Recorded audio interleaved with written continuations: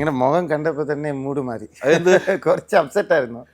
അറിയാമല്ല, 2-3 ദിവസം എന്താ കോൺട്രവേഴ്സിയിൽ വന്നിരുന്നു. ഞാൻ മാത്രമല്ല, ഫാമിലി ആയിട്ട് എല്ലാവരും അപ്സെറ്റ് ആയിരുന്നു.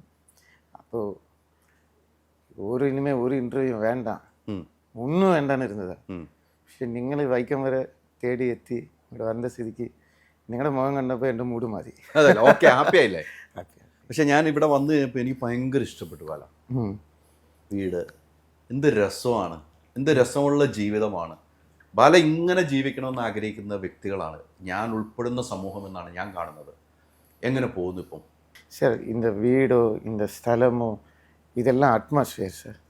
நம்ம கூட 4 நல்ல மனுஷன் மாதிரி இருந்தாலே, நல்லவர் கூட நின்னாலே നമ്മുടെ ജീവിതം നന്നായിരിക്കും. അവരോട് പ്രാർത്ഥന മതി, ഒരുപാട് പേര് വേണ്ട, 4 നല്ലവർ കൂടെ இருந்தாலும் മതി. അത് എനിക്ക് ഇപ്പോൾ ജീവിതത്തിൽ സംഭവിക്കുന്നുണ്ട്. അല്ല, ഞാൻ കണ്ടു കഴിഞ്ഞ ദിവസമൊക്കെ കുറച്ച് വീഡിയോസ് കണ്ടു, പലരുടെ പേജിലൊക്കെ വീഡിയോസ് കണ്ടു. നമ്മൾ പാലാരിവട്ടത്ത് ഏറ്റവും സെൻട്രലിൽ താമസിച്ച ബാല ഇവിടെ വന്നു കഴിഞ്ഞപ്പോഴും ബാലയെ തേടി വരുവാണ് ആളുകൾ. ഇന്നലെ രാത്രി വന്നു വലിയ വലിയ ആളുകൾ ഇവിടെ വീട്ടിൽ വന്നിരുന്നു. അവരെല്ലാവരും പറഞ്ഞു ഞങ്ങൾ മിസ് ചെയ്യുന്നുണ്ട്, ഭയങ്കരമായിട്ട് ഞങ്ങൾ മിസ് ചെയ്യുന്നുണ്ട്, തിരിച്ചു വരണമെന്ന് പറഞ്ഞു. ഇന്നലെ കോക്കിലടുത്ത് ഭയങ്കരമായിട്ട് എല്ലാവരും പറഞ്ഞു ഒരു 2 ദിവസമെങ്കിലും അങ്ങോട്ട് വരണം சார். அப்போ நான் எவ்வளோ ஹர்ட்டாயிருப்பேன். என் மனசு லெவலில் எத்தனை கொல்லம் நான் உண்டாയിരുന്നു എറണാകുളത്ത്. என் சொந்த வீடு, என் பந்தம், என் நாடு, என் மொழி எல்லாத்தையும் விட்டு நீங்களை ஸ்நேகிச்சு நான் எറണാകുളத்தில் நின்னேன். எத்தனை வருஷம்?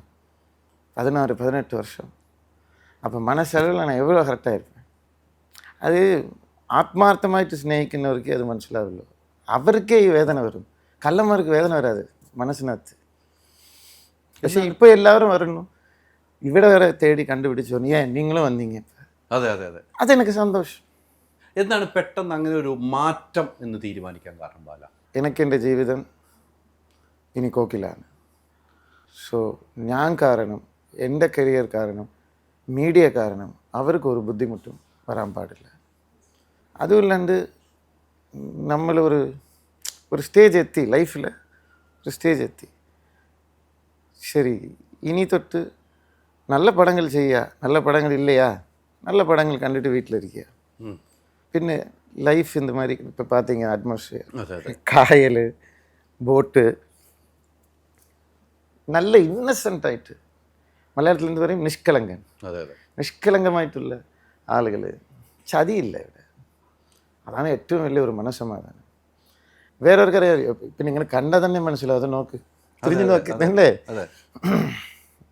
ഞാൻ ഒരു ഘട്ടത്തിന് ശേഷം എൻ്റെ ജീവിതത്തിൽ ഞാൻ എന്നും പ്രാർത്ഥിക്കുന്ന ഒരു മനുഷ്യൻ, എന്നും പ്രാർത്ഥിക്കുന്നവർ. ഒരു ഘട്ടത്തിന് ശേഷം ഞാൻ എൻ്റെ ജീവിതത്തിൽ അമ്പലത്തിലേക്ക് പോകാൻ നിർത്തി. ഞാൻ പോകാറില്ല, പക്ഷെ എന്നും തൊഴുകും. ഇപ്പോൾ എൻ ലൈഫ് ചേഞ്ച് ആയിடுச்சு. என் மனைவி எல்லா அம்பலத்துக்கும் கூப்பிட்டு போனாங்க. വൈക്കം അപ്പൻ അടുത്ത് പോയി, മുരുകർ അമ്പലത്തിൽ പോയി. ആക്ച്വലി ഞാൻ ഇങ്ങനെ എന്തിനാ ഇരിക്കുന്നതെന്ന് അറിയോ? നിങ്ങൾ കണ്ടില്ലേ? ഞാൻ പോയി സൈന പ്രദക്ഷിണം ചെയ്തു. തമിഴിൽ അംഗപ്രദക്ഷിണം ചൊല്ലാം, ഇங்கே സൈന പ്രദക്ഷിണം. ഉദയനാരായണപുരം മുരുകൻ ടെമ്പിളിൽ ചെയ്തു. പിന്നെ ചർച്ചിക്ക് പോയി. நமக்கு மதம் இல்லை சார். வீட்டில் இங்கே இருக்கும், குரான் கூட இருக்கும், ബൈബിൾ இருக்கும். എല്ലാവരും മനുഷ്യനാണ് ഏറ്റവും വലിയ ദൈവം എന്ന് വിശ്വസിക്കുന്ന ആളാണ്. എനിക്ക് നിങ്ങളും ദൈവം, അവനും ദൈവം, അങ്ങനെ വിശ്വസിക്കുന്ന ഒരാളാണ്. പലരുടെ ജീവിതത്തിൽ ഭയങ്കര ചേഞ്ച് വന്നിരിക്കുന്നു അല്ലേ? പല ഇപ്പോൾ പുതിയൊരു വിവാഹം ചെയ്തു, നല്ല സന്തോഷമായി ജീവിക്കും. ഞാൻ ഹെൽത്ത് വൈസ് നല്ല ഇമ്പ്രൂവ്മെൻറ്റ് സാർ. ഞാൻ വിവാഹത്തിന് വന്ന ആളാണ്, അതൊരു പാർട്ടിയുടെ അടുത്ത് വന്നതാണ്. എന്ത് സന്തോഷമുള്ള ജീവിതമാണ്. നമുക്കൊക്കെ അസൂയ, ഇങ്ങനെ വേണം നിങ്ങൾ ജീവിക്കാനും നമുക്കൊക്കെ തോന്നി. നല്ലൊരു ഭാര്യയെ കിട്ടി. എന്ത് പറഞ്ഞാലും ഇത് എടുത്ത് കട്ട് ചെയ്ത് ട്രോളിലിടും, മുൻപ് ഞാൻ പറഞ്ഞതൊക്കെ വെച്ചിട്ട്. പക്ഷെ ഞാൻ ഒരേ ഒരു കാര്യം എൻ്റെ അഭിപ്രായത്തിൽ പറയാണ്, ഒറ്റ അഭിപ്രായം പറയണമെങ്കിൽ എൻ്റെ മനവി, എൻ്റെ വൈഫെ കുറിച്ച് പറയുകയാണെങ്കിൽ, இந்த ജനറേഷനിൽ ഇപ്പോൾ ഇങ്ങനെ കിട്ടുന്നത് ഭയങ്കര ഒരു എനിക്കൊരു ഭാഗ്യം. തീർച്ചയായിട്ടും തീർച്ചയായിട്ടും. പിന്നെ കാലം നിറയെ ചേഞ്ച് ആയിடுச்சு, ജനറേഷൻ മാറി വരുവാണ്. ഞാൻ നമ്മൾ പറഞ്ഞു വെച്ചിരുന്നതെന്ന് തന്നെ തുടങ്ങാം. ഒരു നല്ലൊരു ജീവിതം അല്ലേ? അതെ. വൈഫിനെ കുറിച്ചാണ് പറഞ്ഞുകൊണ്ടിരുന്നത്.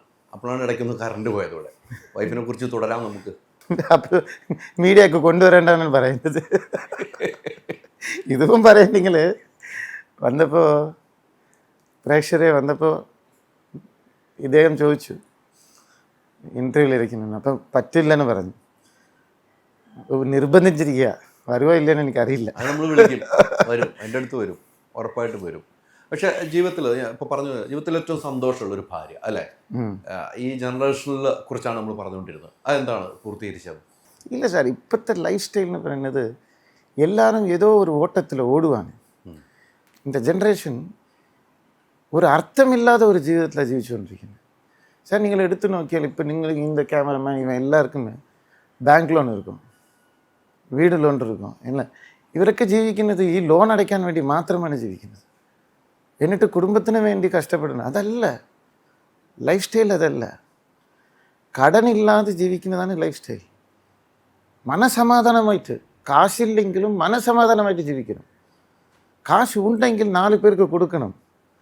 இப்போ நான் ஒரு காரியம் சொல்கிறேன். இப்போ இந்த சேரிட்டி ஒர்க் ചെയ്യുമ്പോൾ ഞാൻ കോക്കിലാവെ ഇൻവോൾവ് ചെയ്യുന്നുണ്ട്. ഞാൻ എടുത്ത് ഞാൻ പറഞ്ഞു കേൾക്കത്തില്ല, ചെവി തുറക്കത്തില്ല ആരും. ഇதை ഞാൻ വീഡിയോ ഇടുമ്പോൾ ഇപ്പോൾ ഒരു പേഷ്യൻ്റ് വന്നിട്ടുണ്ട് സാർ. அந்த പേഷ്യൻ്റ് എനിക്ക് ഇഷ്ടമില്ലാത്ത ആളാണ് ജീവിതത്തിൽ.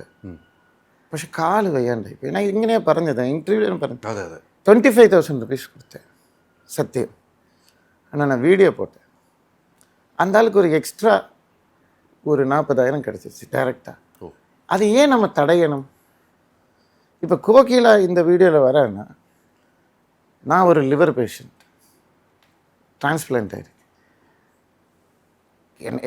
എൻ്റെ അറിവിൽ ഞാൻ കുറച്ച് നാൾ ജീവിക്കും, നല്ല രീതിയിൽ ജീവിക്കും. എനിക്ക് അടുത്ത ജനറേഷൻ നാളെ ഞാൻ വിട്ടിട്ട് പോയത്.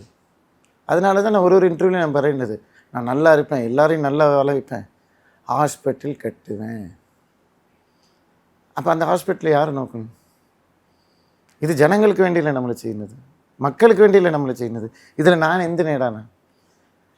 ഞാൻ കാശൊക്കെ പിരിച്ചിട്ടാണോ ഞാൻ ഹോസ്പിറ്റൽ കെട്ടുന്നത്? ഇല്ലല്ല, എൻ്റെ അപ്പൻ്റെ സ്വത്ത്, എൻ സ്വത്ത്. എനിക്ക് ശേഷം കോക്കില അത് ചെയ്യണം, അത് കഴിഞ്ഞ് എൻ്റെ മകൻ ചെയ്യണം. അതാണ് വേണ്ടത്. അതിൻ്റെ ബേസാണ് ഞാൻ ഉണ്ടാക്കിക്കൊണ്ടിരിക്കുന്നത്. உங்களுக்கு ഇഷ്ടം இல்லைன்னா போங்க. பாவப்பட்டவர் எத்தனையோ பேருக்கு நன்மை நடக்கணுண்டு, அதை ஏன் தடையணும்? தெய்வம் இருந்தால் சாத்தானும் இருக்கு. Ultra modern kitchen devices. ഒരു കിച്ചണിൽ വേണ്ട എല്ലാ ലേറ്റസ്റ്റ് ബ്രാൻഡുകളും ഇവിടെയുണ്ട്. ലോകോത്തര ബ്രാൻഡുകൾ, original products, wide range. MyG future.